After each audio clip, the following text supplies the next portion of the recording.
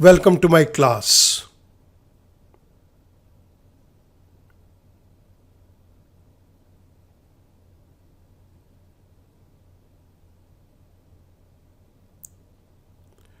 Distributed computing system, meaning advantages and disadvantages. इस particular video lecture के अंदर मैं डिस्ट्रीब्यूटेड कंप्यूटिंग सिस्टम के मीनिंग को पहले एक्सप्लेन करूंगा और उसके बाद उसके एडवांटेजेस और डिसएडवांटेजेस को एक्सप्लेन करूंगा। आइएगा मूव करते हैं डिस्ट्रीब्यूटेड कंप्यूटिंग सिस्टम के ऊपर। स्टूडेंट, हमने एक वीडियो लेक्चर के अंदर डिस्ट्रीब्यूटेड कंप्यूटिंग सिस्टम के एक कंप्लीट मॉडल को बना के इस चीज़ को एक्सप्लेन किया है कि किस तरह से डिफरेंट कंप्यूटर्स के ऊपर प्रोसेसिंग और स्टोरेज की जाती है। सबसे पहले हमने एक सिचुएशन के अंदर एक सिंपल मॉडल को यहाँ पर बनाया। उसके बाद हमने सिचुएशन 2 के अंदर एक कॉम्प्लेक्स मॉडल को क्रिएट किया। इन दोनों मॉडल्स को क्रिएट करने के बाद डिस्ट्रीब्यूटेड कंप्यूटिंग सिस्टम के एग्जाम्पल को एक्सप्लेन किया गया। मैं आपसे रिक्वेस्ट करूंगा, इस पर्टिकुलर वीडियो लेक्चर को देखने से पहले आप डिस्ट्रीब्यूटेड कंप्यूटिंग सिस्टम के एग्जाम्पल को अच्छी तरह से अंडरस्टैंड कीजिए, तब आपके लिए डिस्ट्रीब्यूटेड कंप्यूटिंग सिस्टम के मीनिंग को, एडवांटेजेस को और डिसएडवांटेजेस को समझना आसान हो जाएगा। Now let's move on to the meaning of distributed computing system. The term distributed computing simply means distributed data processing, which allows the user to share hardware and software located near to a user computer on a LAN, local area network, or located at a distance place on a wide area network, that is WAN. Distributed computing term का simple शब्दों के अंदर अर्थ है कि ये distributed data processing है। It means data की processing एक जगह नहीं की जा रही, कई जगह पे की जा रही है। ये सिस्टम यूज़र को अलाउ करता है कि उसके नज़दीक लैन के अंदर जो हार्डवेयर और सॉफ्टवेयर है वो उसको शेयर कर सकता है। और अगर यूज़र कहीं दूर एरिया में कनेक्टेड है, वाइड एरिया पे कनेक्टेड है, तो वो वैन के अंदर दिए गए हार्डवेयर और सॉफ्टवेयर को भी शेयर कर सकता है। Distributed computing system allows multiple users to access resources, that is information, hardware and software available on interconnected networks of computers. Distributed computing system बहुत सारे users को कुछ resources लेने के अंदर मदद करता है। ये resources information की फॉर्म में है, हार्डवेयर की फॉर्म में और सॉफ्टवेयर की फॉर्म में। It means जो दूर दराज एरिया के अंदर कंप्यूटर आपस में इंटरकनेक्ट किए गए हैं या जो कंप्यूटर लैन के अंदर कनेक्ट किए गए हैं, बहुत सारे यूज़र्स उनके अंदर दी गई इंफॉर्मेशन या उनके हार्डवेयर और सॉफ्टवेयर को यूज़ करके अपना काम कर सकता है। This system can be expanded by adding more computers to the networks as required. इस सिस्टम को बड़ा करने के लिए हम कुछ और कंप्यूटर्स को नेटवर्क के साथ ऐड कर दें तो ये डिस्ट्रीब्यूटेड कंप्यूटिंग सिस्टम बड़ा बन जाएगा। The distributed computing system is a quite complex as it is used by multiple users and we need to manage multiple computing resources, that is data, information, hardware and software across network with proper privacy and access control. Distributed computing system बहुत ही complex system है क्योंकि इसको बहुत सारे user एक ही समय के ऊपर यूज़ कर रहे हैं और इसके लिए हमें बहुत सारे कंप्यूटिंग रिसोर्सेज जो कि डेटा, इंफॉर्मेशन, हार्डवेयर और सॉफ्टवेयर की फॉर्म के अंदर हैं, उनको मल्टीपल यूज़र्स के अंदर मैनेज करना है।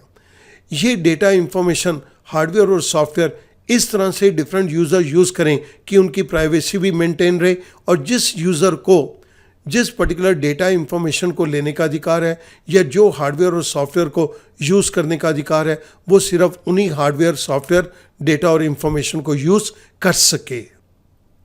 This type of computing system में consist of mainframe computers, mini frame computers, PCs and mobile phones. इस तरह के डिस्ट्रीब्यूटेड कंप्यूटिंग सिस्टम के अंदर हम मेन फ्रेम कंप्यूटर्स को भी यूज़ करते हैं, मिनी फ्रेम कंप्यूटर्स को भी यूज़ किया जाता है, personal computers, that is our normal laptops, and mobile phones are also used.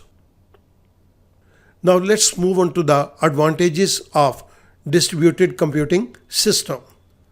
The distributed computing system offers number of advantages which are discussed below. इस सिस्टम के बहुत सारे एडवांटेजेस हैं जिनको हम यहाँ पर डिस्कस करेंगे. The first one is sharing of resources. Distributed computing system allows multiple users to share resources. Resources are in the form of data, information, hardware and software spread over large number of computers or devices available on organization LAN and WAN. किसी एक company के local area network के ऊपर या wide area network के ऊपर जो हमारा डेटा है, इंफॉर्मेशन है, या लैन और वैन के अंदर जो हार्डवेयर और सॉफ्टवेयर को यूज़ किया गया है, उन सभी को बहुत सारे यूज़र शेयर कर सकते हैं. जब बहुत सारे यूज़र किसी लैन के ऊपर या वैन के ऊपर डेटा को, इंफॉर्मेशन को, हार्डवेयर या सॉफ्टवेयर को अपनी रिक्वायरमेंट के अकॉर्डिंगली यूज़ कर सकें, then that is distributed computing system. Distributed computing system का सबसे बड़ा बेनिफिट यह है कि मल्टीपल यूजर्स रिसोर्सेज को शेयर कर सकते हैं. More reliability. The distributed computing system is more reliable than centralize computing system. Centralize computing system के अंदर सारा डेटा, इंफॉर्मेशन एक ही जगह पर स्टोर किया जाता है, जबकि डिस्ट्रीब्यूटेड कंप्यूटिंग सिस्टम के अंदर डेटा और इंफॉर्मेशन डिफरेंट कंप्यूटर्स के ऊपर डिफरेंट लेवल्स पे स्टोर किया जाता है. सो डिस्ट्रीब्यूटेड कंप्यूटिंग सिस्टम को हम ज़्यादा रिलायबल मानते हैं. Because resources are spread over large number of computers, the failure of one or more computer does not affect the functionality of the entire computer network. क्योंकि centralize computing system के अंदर अगर main computer fail हो जाए तो पूरा का पूरा कंप्यूटिंग सिस्टम स्टॉप कर देता है. लेकिन डिस्ट्रीब्यूटेड कंप्यूटिंग सिस्टम के अंदर बहुत सारे कंप्यूटर्स आपस में कनेक्टेड हैं और इन कंप्यूटर्स के ऊपर डेटा और इंफॉर्मेशन को स्टोर किया गया है. अगर कोई एक कंप्यूटर फेल हो जाता है तो उसके फेल होने से पूरे का पूरा कंप्यूटर नेटवर्क बंद नहीं होता. So distributed computing system is more reliable in comparison to centralized computing system. For example, if a storage device on one computer is not able to store more information, then it can be stored on another storage medium automatically. अगर हमारे पास बहुत सारे computers आपस में interconnected हैं और हमें एक पर्टिकुलर कंप्यूटर के ऊपर कुछ इंफॉर्मेशन को स्टोर करना है, लेकिन उस पर्टिकुलर कंप्यूटर के अंदर इंफॉर्मेशन को स्टोर करने की जगह नहीं है, तब उस पर्टिकुलर डेटा को हम किसी और कंप्यूटर सिस्टम के ऊपर स्टोर कर सकते हैं या किसी और स्टोरेज मीडियम के ऊपर ऑटोमेटिकली उसको स्टोर किया जा सकता है. The third point is growth prospects. One of the biggest advantage of distributed computing system is in terms of growth prospect. सबसे बड़ा एडवांटेज डिस्ट्रीब्यूटेड कंप्यूटिंग सिस्टम का ये है कि इस सिस्टम को हम जब भी चाहें इसको बड़ा बना सकते हैं. As the requirement of more computing arises, जिस तरह से हमारे पास ज़्यादा कैलकुलेशन करने की पावर की रिक्वायरमेंट आती है, the performance of system can be enhanced by adding more number of resources to this system. उस केस के अंदर हम और कंप्यूटर्स को कनेक्ट करके इस पर्टिकुलर डिस्ट्रीब्यूटेड कंप्यूटिंग सिस्टम को और ज़्यादा बड़ा बना सकते हैं. Now disadvantages of distributed computing system. The first one is security problem. Since multiple users are fetching information from different parts of the system and information is being stored or processed on different part of the system, it may pose security threat.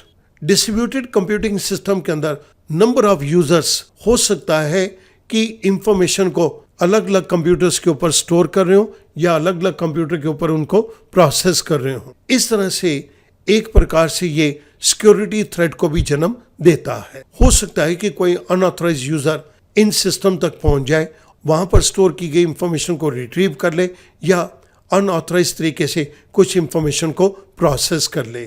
So distributed computing system के अंदर हमेशा security problem बनी रहती है.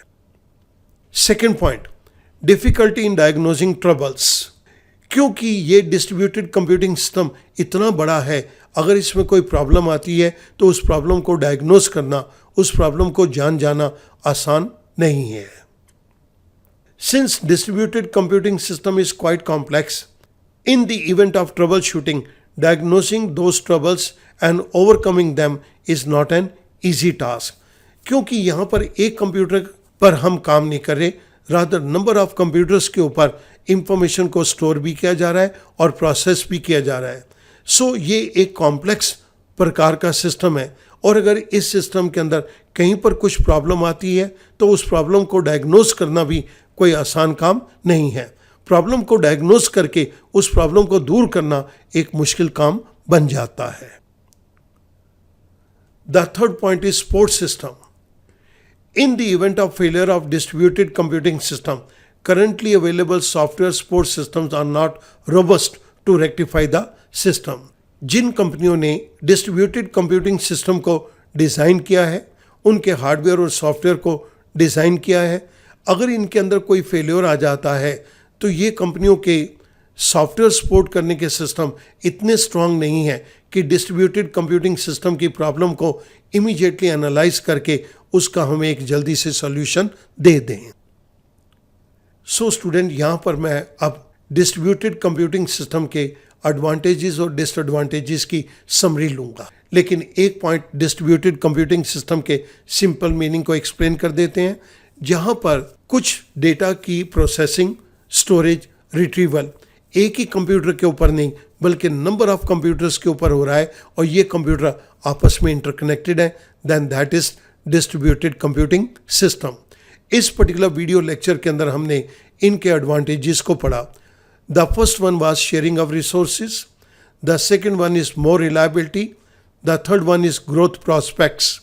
Disadvantages के case के अंदर हमने इसके 3 डिसएडवांटेजेस लिए हैं।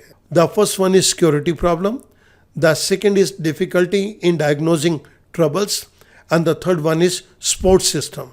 मैं उम्मीद करूँगा ये पर्टिकुलर वीडियो लेक्चर आपको ये सारी चीज़ें अंडरस्टैंड करने के अंदर हेल्पफुल साबित होगा। लेकिन इससे पहले मैं चाहूँगा कि आप डिस्ट्रीब्यूटेड कंप्यूटिंग सिस्टम के एग्जाम्पल्स वाला वीडियो ज़रूर देखें, तब इन चीज़ों को अंडरस्टैंड करना बहुत आसान हो जाएगा। Thank you very much.